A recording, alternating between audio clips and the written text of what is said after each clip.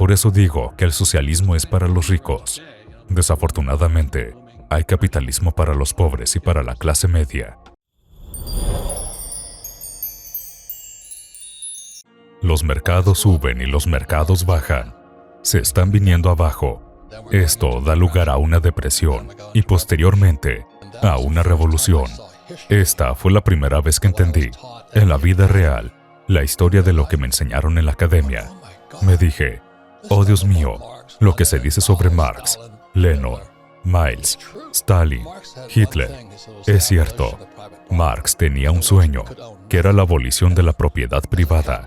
En otras palabras, no podríamos poseer nada. Como capitalista es algo que me molesta un poco. Querían quitarnos toda la propiedad privada y que pasara al Estado. Es por esto por lo que se extrae, cuando se estudia el comunismo y el marxismo, que es una economía centralizada. En términos militares, se llama comando y control. Es lo que te enseñan en la escuela militar. Es una economía de comando y control donde el gobierno te ordena. Es por esto por lo que el Banco de la Reserva Federal es parte de la banca comunista. Es un banco central, y un banco central no es americano. No es un banco, y no hay reservas en él. Actualmente, la Fed es el tercer banco central. Si miramos en la historia, desde Jefferson y compañía, se lleva diciendo que no podemos tener bancos centrales, pero es difícil ya que nuestro sistema académico es básicamente marxista. La mayoría de los maestros de escuela son marxistas. Puede que no lo sepan al no haber estudiado a Marx como yo lo hice. Soy un capitalista. No tengo un trabajo. No tengo un salario. Tengo justamente lo opuesto porque es lo que mi padre rico me enseñó. Mi padre pobre solía decirme que consiguiera un trabajo seguro. En realidad, las mentalidades eran completamente opuestas. Odio decir que si estudias a Marx, Lenin, Stalin, Hitler o a Mao, el Banco Central es Marx. Y Lenin afirmó que si lo que quieres es destruir la economía y con ello el capitalismo, tienes que desestabilizar la moneda. En 1971, justo antes de ir a Vietnam, Nixon sacó al dólar del patrón oro. Eso no lo enseñan, ya que nuestro sistema es comunista. Y odio decir esto porque soy un marín. Fui a Vietnam 2 veces. Luché por este país. Fui a la escuela militar. Además, mi familia fue encerrada en campos de internamiento. A todos los comunistas que están ahí fuera, escuchad esto. Soy un multimillonario endeudado. ¿Sabéis por qué? Porque recibo exenciones en impuestos por pedir dinero prestado. La razón por la que soy tan rico es porque estoy endeudado, y mi amigo Dave Ramsey diría, vive libre de deudas. Siempre le respondo, eres un idiota. Quiero dejar claro que él es mi amigo, pero le digo, Dave, me gusta la deuda. Él responde, lo sé, pero la mayoría de la gente no puede gestionar la deuda. Siempre le digo que estoy de acuerdo porque no hay educación financiera en las escuelas. Si supieran cómo gestionar la deuda, no sentirían la necesidad de ahorrar ese mugriento dólar que está en sus manos. Yo prefiero pedir prestado dinero libre de impuestos. Tengo que invertirlo para ganar más dinero y todo el mundo piensa que lo hago con acciones de bienes raíces.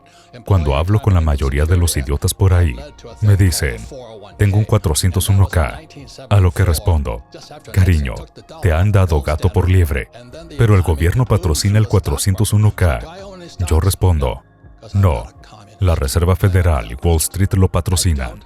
Si estudias la historia, en 1974 se aprobó una ley llamada ERISA, Ley de Garantía de Ingresos de Jubilación para los Empleados, que dio lugar a otra cosa llamada 401k.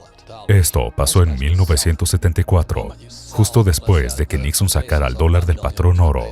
Fue entonces cuando la economía pudo crecer a través del mercado de valores. Por lo tanto, ¿tengo acciones? No, porque no soy un comunista, soy un capitalista. No tengo que comprar acciones. Yo invento las mías. Eso es lo que hacen los capitalistas. Cuanto más dinero pido prestado, menos impuestos pago. Entonces, ¿cómo lo hago? Digamos que soy dueño de un edificio comercial. Lo compro por $1 millón y sube a 10 millones. La mayoría lo vendería. En el momento en que lo vendes, poniendo que pasamos de una base de $1 millón a una base de 10, tengo una plusvalía de 9 millones. En lugar de venderlo, reformarlo y venderlo como hacen los flippers, yo no lo reformo, ni lo vendo. A fin de cuentas, en el momento en que lo vendes, Como ya sabes, como abogado, has ejecutado un evento de capital, un evento imponible.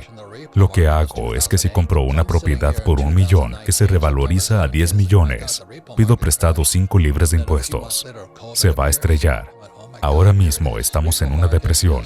Una recesión se basa en 2 trimestres de crecimiento decreciente, pero una depresión es un crecimiento subóptimo. Lo que esto significa es que el PIB debería ser del 4%, pero está operando al 2% como una depresión. La gente no conoce la historia. Lo que pasó el 17 de septiembre de 2019 es que hubo un crash en el mercado repo. La persona promedio no tiene ni idea de lo que es el mercado repo. Esto provocó que en 2021 se tuviera que inyectar liquidez. La última vez que hubo una caída en el mercado repo fue en 2008. Y así, cuando estaba observando el panorama en 2019, el 17 de septiembre para ser exactos, dije, Dios mío, el mercado repo se ha vuelto a estrellar. Unos meses más tarde, apareció el COVID y lo supe. Oh Dios mío, aquí está. El mercado repo es lo que yo llamo una casa de empeño. Es donde la gente va. Lo que sucedió con el mercado repo es que la Fed tuvo que bombear dinero a los bancos comerciales como Bank of America o Wells Fargo, ya que estos estaban quedando vacíos. Es lo mismo que pasó cuando Lehman Brothers se hundió. No tenía suficiente dinero en efectivo. Lo interesante de todo esto es que esa inyección no va a parar a la economía. Se queda dentro del sistema bancario. ¿Qué es, por tanto, lo que sucede en un repo inverso?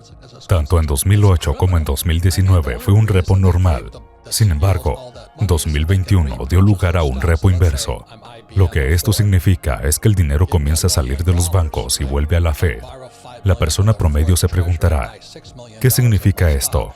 Significa que los bancos comerciales no confían en sus activos. Sus activos son cuestionables. Es una valoración. Una valoración es una opinión.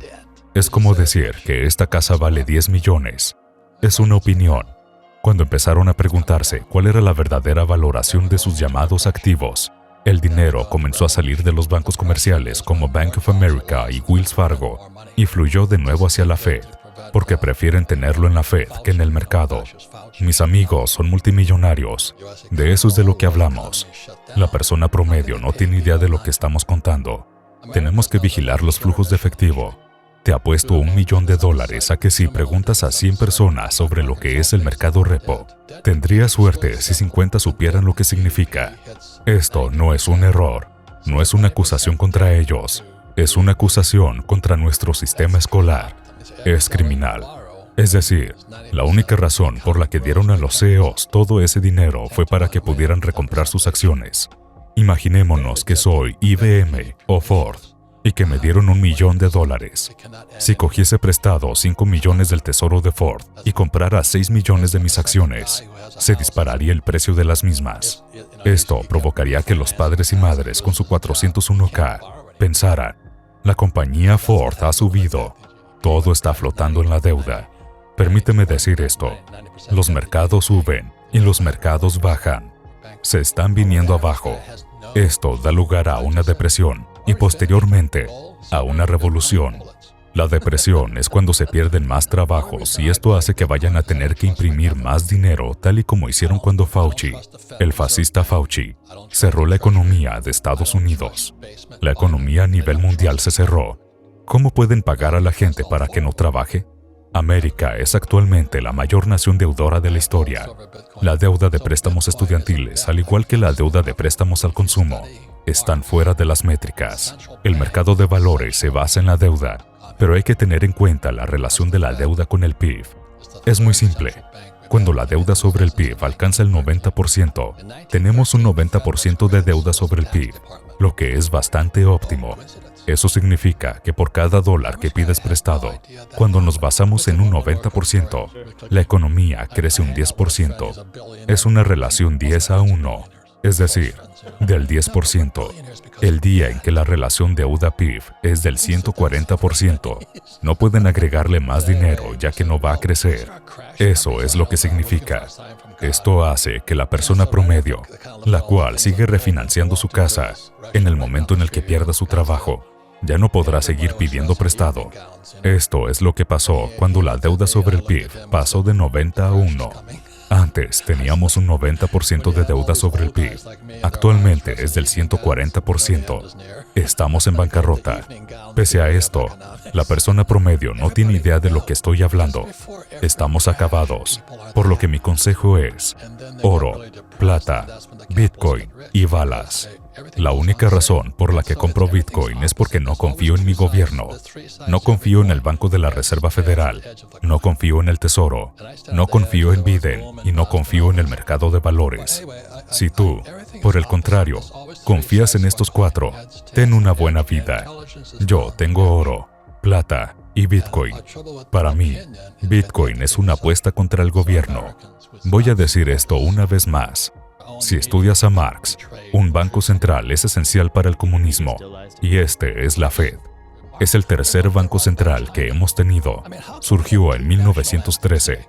En 1913, la Fed fue creada junto al Departamento de Impuestos. También en 1913. ¡Qué coincidencia! La persona promedio no tiene ni idea de lo que pasó. Voy a contaros una historia muy rápidamente. Estaba saliendo con un amigo. Él es multimillonario. Realmente, la mayoría de mis amigos cercanos son multimillonarios. Somos multimillonarios debido a la deuda. No nos sentamos y ahorramos nuestros centavos. Sigamos. Él preguntó, ¿se avecina un crash? Yo le dije, no lo sé. Estábamos buscando alguna señal de Dios. Justo después de que se levantaran todas las restricciones por el COVID, entramos en un restaurante que está justo al final de la calle en Scottsdale. Y todo el mundo estaba vestido con trajes de noche. Él me miró, yo lo miré, y dijimos, el crash se acerca. Cuando tienes a todos estos viejos, como yo, y sus esposas vestidos con trajes de noche, sabes que el fin está cerca. Lo llamamos la teoría del vestido de noche de la economía. En realidad, justo antes de cada crash, la gente está de lo más contenta. Luego se deprimen mucho. Y es entonces cuando los capitalistas se hacen ricos porque todo sale a la venta, y entonces todo se da la vuelta. Siempre hay tres caras en una moneda: cara, cruz y el canto de la moneda. Yo me posiciono en el canto por lo que me da igual que suba o baje. Aún así, siempre hay un opuesto.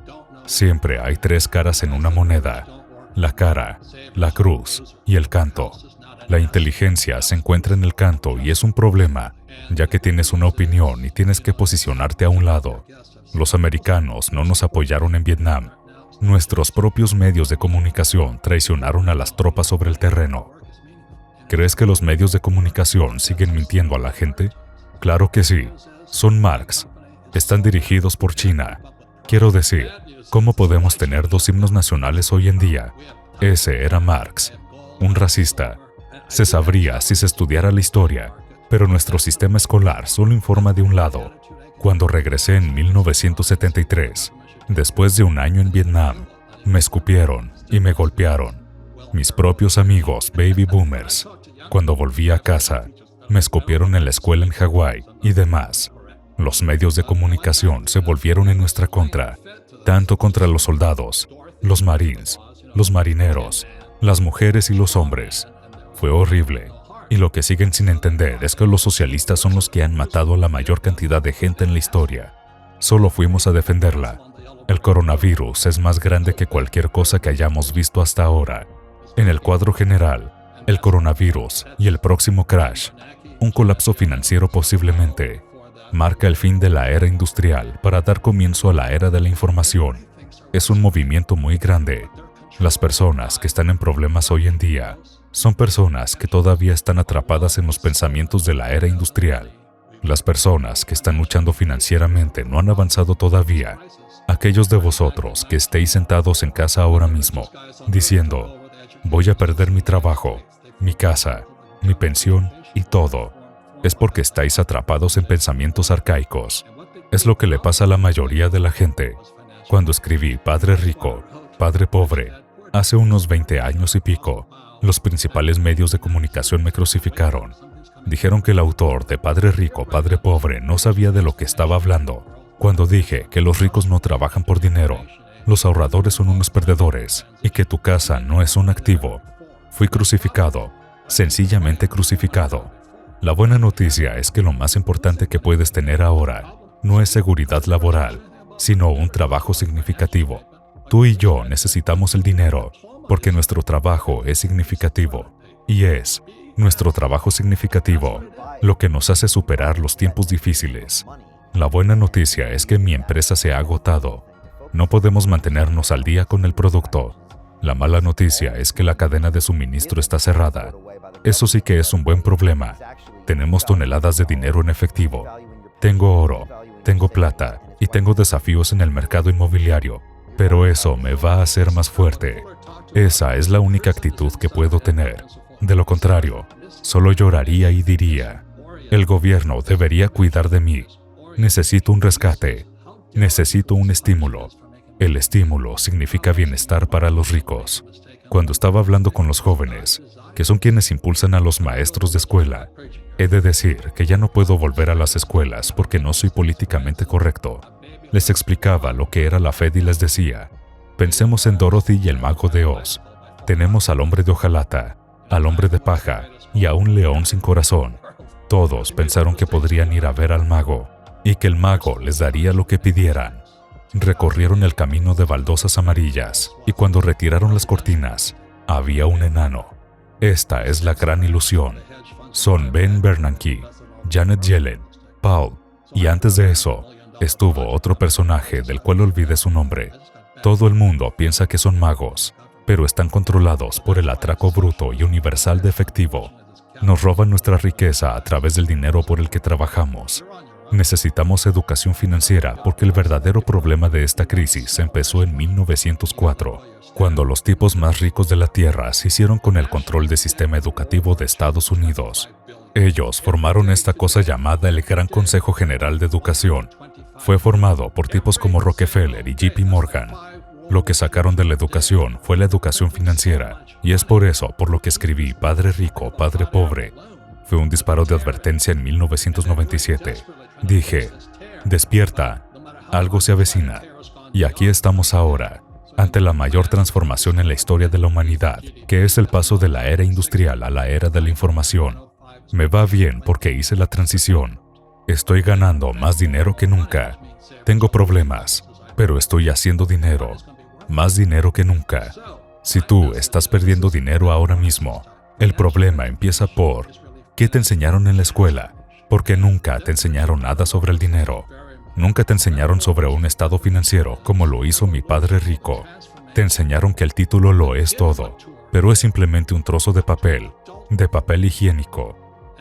Si te crees el mecanismo del dinero y crees que es en lo único en lo que hay que centrarse, lo que está pasando ahora mismo con esos paquetes de estímulo es que todo el dinero está siendo regalado por el gobierno a todo el mundo, lo que en realidad está devaluando tu dólar, está devaluando tu pensión, tus ahorros y está acabando con las empresas. En resumen, estamos muriendo a manos de esa espada.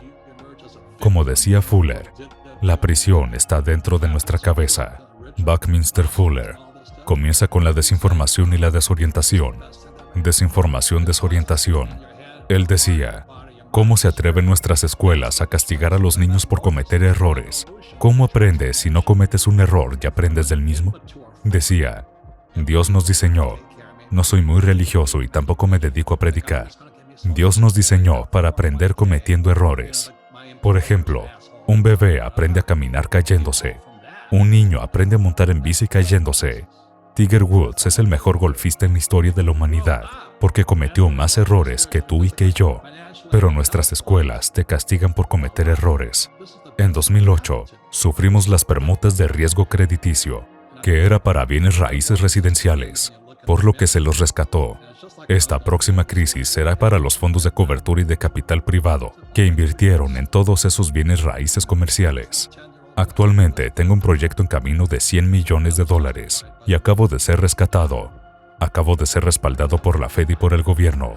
Por eso digo que el socialismo es para los ricos. Desafortunadamente, hay capitalismo para los pobres y para la clase media, para los que trabajan por dinero. Estás por tu cuenta. Espero que hayas disfrutado del vídeo. Asegúrate de darle al botón de suscribirte para ver más vídeos increíbles como este. Esto ha sido Mentes Brillantes. Gracias por vernos.